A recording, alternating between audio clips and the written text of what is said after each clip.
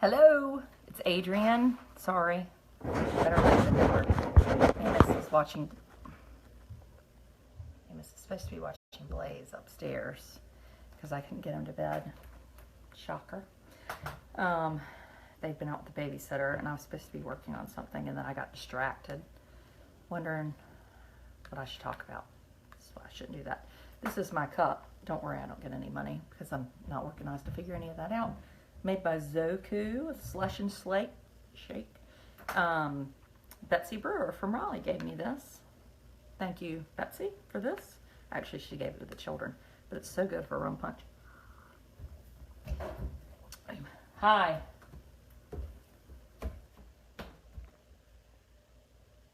Say hi. Say hi. Go night night. Go watch Blaze. Bye-bye. Bye. Anyway, so let's see. I've been thinking about all sorts of things, and my brain is like not working properly. I wonder why. Amos, I can't hold you in this chair. So, it's August, and I am fat. What? I'll hold you. Okay. It's August, and I am foul. I'm tired of my children, even this one, and I'm ready. Oh, I'm ready for school to start. This video is for all the teachers that started school this week. I mean, I just have the most amazing love for you, because 11 weeks with these children has almost killed me. Tracy just said I look pretty. I have on my necklace here, right here, that my friend Mary Beth Taylor sent me. She's from Mount Olive. Look at here. Painted the back. I love it. And I also have my Eagle brand milk t-shirt on for Mom's 2-0 Summit. Amos. Yeah, there. Anyway, Krista Rizzo, if you're out there, I know you've got ones too. Can you lower your camera like this? Come on. I must lower things all at the same time. Is that better? Okay. The comments are blocking your face. Well, what am I supposed to do about that? Comments are blocking your face. Okay, like this. Okay. So let's see. The teachers. Thank you for the teachers. And actually, next week, I am going to be seeing some teachers. I'm not telling you what teachers. I'm not telling you where. I'm not even telling you what state. But in the next 10 days, I shall be seeing some teachers. And it's a secret. So if I told you, shut your trap, because I wasn't supposed to. So on that. More about that later. Also, so I got this necklace from Mary Beth. I've also got some presents. And today, when I was thinking of all the things that kind of pissed me off, I thought, I have a lot to be thankful for. And I'm going to show you a couple of things. I got this rock right here from, oh, crap. This is difficult. Amos. Just blame him if this isn't working. Martha Smith sent me this. She's from Mechanicsville, Virginia. I've even kept it in the box, made by Penelope. And it's Joy, or Yodge, is what it looks like to you. Rock. My rock. So anyway, I really like that and kind of kept it in my hand. And then today, or had it a while ago, but I just opened it up today, we got this book. And it is from Susan Lee from Raleigh. And it's awesome. Amos Learns to Talk. The Story of a Little Duck. And I call Amos my little duck. So this is a big hit around here. Blair about didn't make it. And little Thomas was like, did she write this book for Amos? And I almost said yes, but I was like, no, but it's really good. So Blair's already read it to him. And anyway, that was nice. It's nice to get presents, and I've gotten some Rodan and Field stuff too, but while I look like a leather satchel, I'm going to wait till my skin gets better. Oh, can't wait to hear you at Meredith. Oh, I'm so excited about Meredith. There are like 179 people signed up, so bring on the pressure. Anyway, now, I, today, almost drowned. Well, I didn't really almost drown, but I almost could have hurt my children. It was really pretty in the ocean. I was trying to, soak in this last week. We're at the beach, and Blair has this flamingo named Frankie. It's big and pink, and so they took it out in the ocean. Well, then it was going to take off, so I went and got the anchor. Ooh, Cynthia's coming to the mirror at the bed, too. I went and got the anchor, hooked the anchor around the flamingo's neck, and then the children proceeded to fight like hell to get on the thing. I mean, they were hitting and kicking and screaming, and I started just flat out slapping people on the bottoms, the legs, wherever I could reach. And then these people on the beach were giving me the meanest look, and I know they're from Pennsylvania.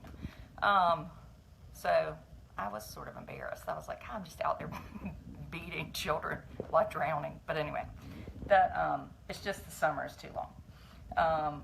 I don't have anything to show for the summer. I was going to write my Bonnie Bond Wants to See Me on the Flamingo. I could not get on that thing in the ocean if a shark was about to gobble up my fanny.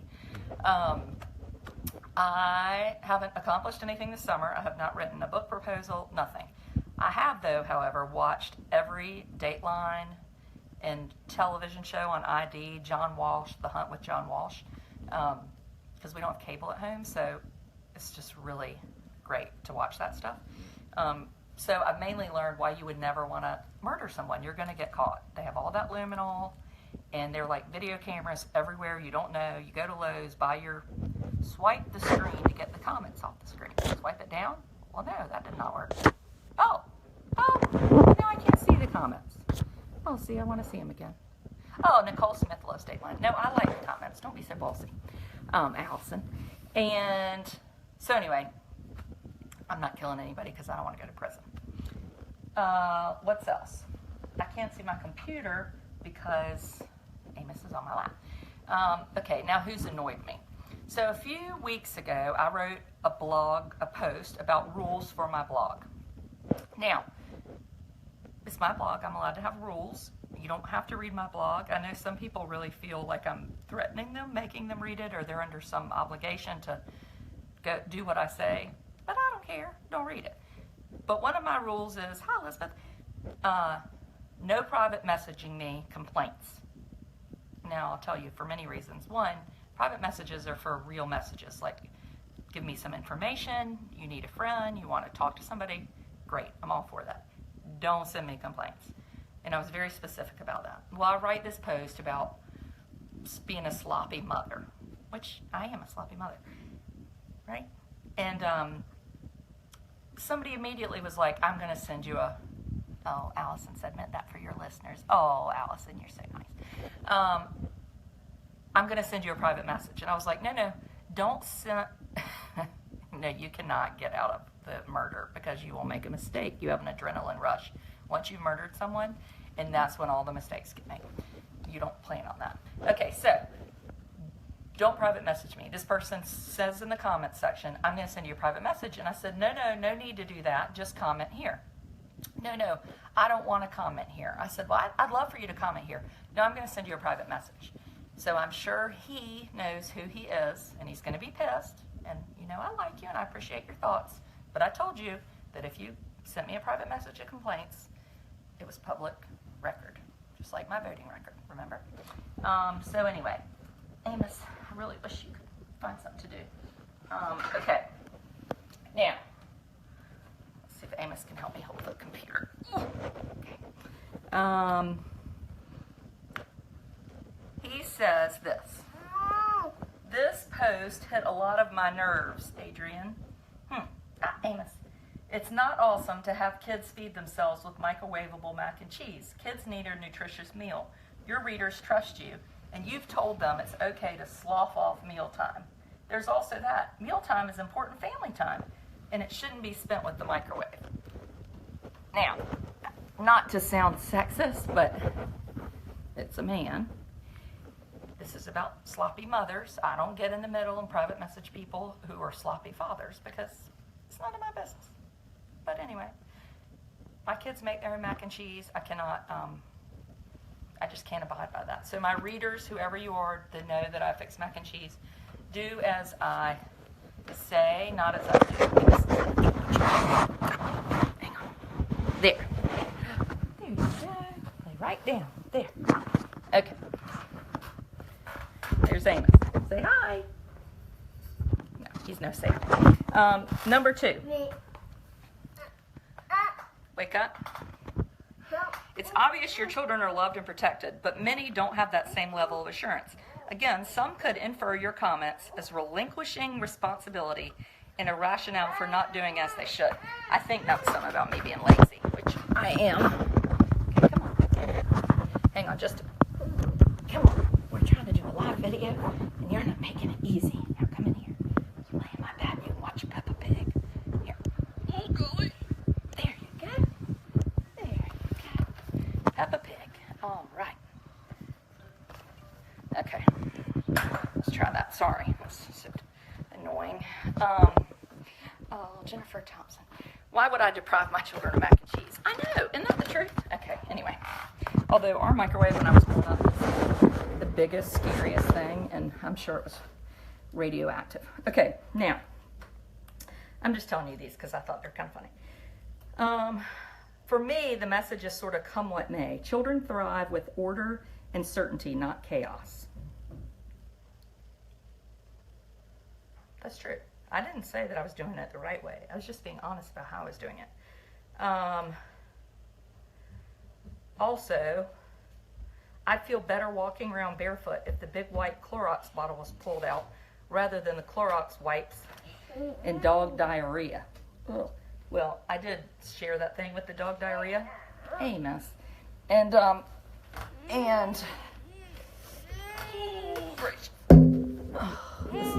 this is why this is how my whole summer's been famous. Yes, a man made that comment. So he didn't like the fact that I was using Clorox wipes to clean up dog diarrhea. But you know what? That's all I had. I can't help that. So anyway, now let's see what we're going to talk about next. Next, we're going to talk about Charlottesville. Let me just go ahead and jump in a pit of vipers. And I'm a lot of things that aren't great, but I'm honest. And try to be somewhat educated in my opinions. No, I'm not always, but I do try. And I've shared my thoughts pretty much with everything from anal sex to, what else? Special needs, being a mom of Amos. So I am white, or as my son filled out his medical form, he wrote tannish. I'm tannish. And I know a few things, and I'm almost scared to talk because there are 2 groups of people that make everybody more pissed. And if these 2 groups would tone it down, one in particular, I think people would be a lot happier. One, the rednecks. Rednecks ain't any joke, but I'm not going there. The worst group is, go ahead, go apeshit, are liberals, extreme liberals. And I'm going to give you some useful advice to the liberals out there that are watching this and feeling angry at me that I'm saying this. But anyway, feel free to turn it off. People don't trust you when you always choose an opinion that goes with a political team. So for me, I might be really conservative on one hand, and I might be really liberal at another thing. But I'm using my heart and my brain to make decisions. And I think there's something to that. Right? Yeah, that's right. So, it bugs me, and I think when people are really liberal, it turns off people that actually might have a brain and want to think more deeply. So this whole monuments thing, I read this post yesterday. It was about monuments, they should all be taken down.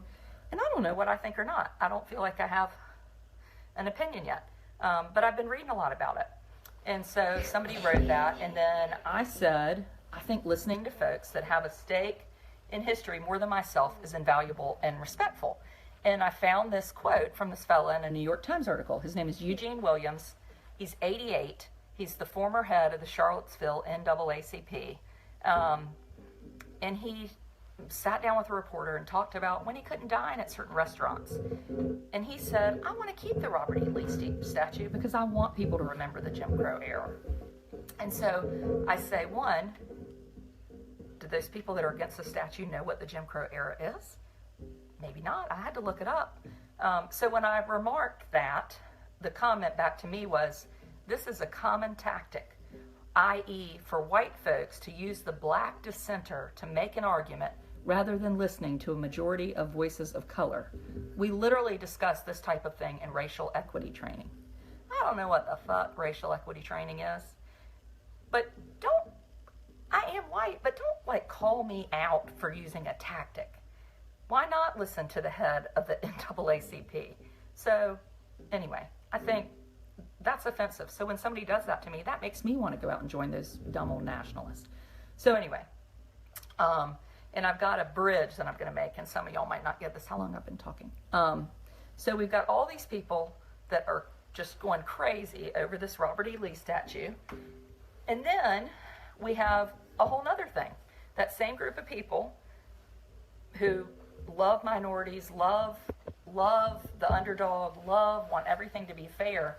Well, why don't they love people with disabilities? So in Iceland, the ABC News reported this past week that Down syndrome has basically been eradicated. And I thought eradicated like with smallpox, like a positive thing. But through abortion, they have only usually 1 or 2 children that are born with Down syndrome each year in Iceland. It's a country of about 350,000. And so I think, okay, that's like kind of a bigger deal to me than a statue in general. And nobody speaks up. But instead, people get real defensive and like start saying, you know, this is somebody's choice. Well, I decided the world sometimes is black and white. And you know what? It's not a choice. You haven't heard about Iceland. So, yes, in Iceland, there are 2 children a year born there because they don't make it through the test. And the people don't tell them they have to get an abortion, but they say, you know, we don't have any people with Down syndrome in Iceland. They are considered to have a deformity. You can have abortions after 16 weeks if you have a deformity. Well, I have a friend with Down syndrome, and I have a good friend who's the mom of a child with Down syndrome, a couple. My friend Sylvia, who's got 5 little girls and way too busy to watch this. But, I mean, so anyway. So this one reader wrote, when I posted this thing about Iceland, I agree with what you're saying, but I know the challenge of some children who have different abilities, and I cannot condemn anyone who honestly feels they cannot shoulder those challenges. We have to do what we feel is best for ourselves, our children, and our families. And I always value people giving their opinion. But the statement, we have to do what we feel is best for ourselves, no, we don't. Like, that's not in the Bible. There's nothing, and I know some of you don't read the Bible, but I do. But there's no, like, book of life that claims we have to do what's best for us. And they can't shoulder those challenges. So a friend of mine, Susan Burkhead, who's a wonderful artist, and her daughter Ashley is the one that I put on the, yes, Erin Perry. If I didn't have my daughter with Down syndrome, my life would not be complete. I totally agree. I mean, I'm holding a little person who someday a genetic test would tell me his life wasn't valuable. And it's awfully hard to convince me of that. So anyway, a Down syndrome mom said, mother of somebody with Down syndrome said, never assume we cannot shoulder those challenges. Never assume we cannot shoulder those challenges of raising a child with disabilities before even trying. You don't know how strong you are until you find you have to dig way deep into that well to pull up a heavy bucket. Autism, physical needs, mental illness, hyperactivity, emotional challenges, Down syndrome. It's just a boom diagnosis with a giant red flag that all recognize. Parents may give up before the race starts because they made something imperfect by medical or society standards. We are all stronger than we think. Saying that there are those that feel they can't shoulder this challenge is more that they don't want to and won't if faced with a decision, which is a quiet, easy out. Okay. Did y'all hear that? Saying that there are those that feel they can't shoulder this challenge is more that they don't want to. Bing, bing, bing. Susan Burkhead wins the Truth Award. So, and then I found this quote of a young woman that has, stop. Well, if you do start categorizing, I know I'm categorizing liberals, but it really does. Just use common sense about things. I mean, anyway, a young woman with Down syndrome commented on this friend of mine's post. So these are her words. Her name's Charlie. Iceland isn't the only country trying to eradicate us. Denmark is hoping to be Down syndrome free in 10 years. Belgium, France, the Netherlands, UK, they all want the same. I feel like someone put a bullseye on my back, and I don't like it. So there's a young woman with Down syndrome that wrote that on her Facebook page. And then you have somebody that says parents should have an opportunity to pick what's best for their lives. Anyway, so let's just go ahead and go say that I don't agree, but you're welcome to think whatever you want to. Anything else? Oh, this is going faster than I thought. Okay. Oh, you're going to like this. Sasha Fierce. So the last time I did this video, I think I read a letter from Sasha Fierce. Well, you know I have suspicions who Sasha Fierce is. So I sent her an email. I wish I knew how Amos is behaving well because he's had a melatonin and is basically asleep. I sent the Sasha Fierce person that I think is Sasha Fierce, but she won't admit it, and she sent me an email.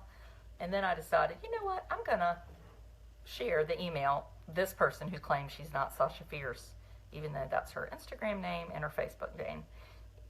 So I'm going to read your email because it's real funny. It seems like you are grossly misinformed about my life. Now let me just say, if somebody accused me of like being Sasha Fierce, I would think it was funny. Like I wouldn't be offended. So anyway, it's kind of funny.